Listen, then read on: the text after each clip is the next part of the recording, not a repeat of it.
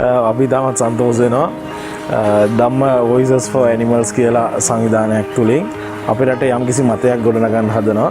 මේ සත්ව හිංසාව වෙනුවෙන් පාර්ලිමේන්තුවේ අලුත් පනතක් ගෙනල්ලා අපේ ඉන්න මේ සත්ව සඳහා යම්කිසි වැඩසටහනක් ක්‍රියාත්මක කරන්න. ඒත් අපි දැක්ක 2007 ඉඳලා රටේ මේ වගේ පනතක් සම්මත කරලා තියෙනවා. නමුත් මේවායේ තියෙන අඩුපාඩු නිවැරදි කිරීම සඳහා අලුතෙන් ආනපනත් ඒ වගේම මේ සත්ව හිංසනය නවත්වන්න දඩ මුදල් වැඩි කෙරීලා මේවා සඳහා කටයුතු කරන්න අවශ්‍යයි කියලා අපි විශ්වාස කරනවා. ඒ නිසා මේ වගේ වැඩසටහනක් ක්‍රියාත්මක කරන අපි තාමත් සන්තෝෂ වෙනවා.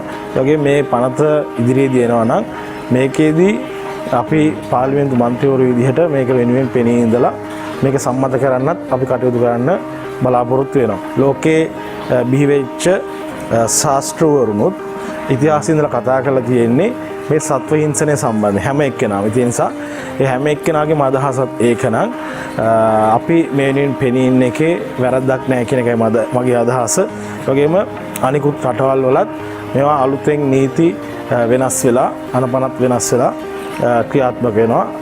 අඩුම තරමේ ඉන්දියාවේ පවා මොකද ඉන්දියාව කියන්නේ විශාල ආගම් රාශියක් තියෙන රටක්. ඒ නිසා මේ සත්ව හිංසන පනත ගේන්න කටයුතු කරනවා නම් පාර්ලිමේන්තුවට ඒක ඉතාමත් වැදගත් කියන කාරණය මම පැහැදිලි කරන්න ඕනේ.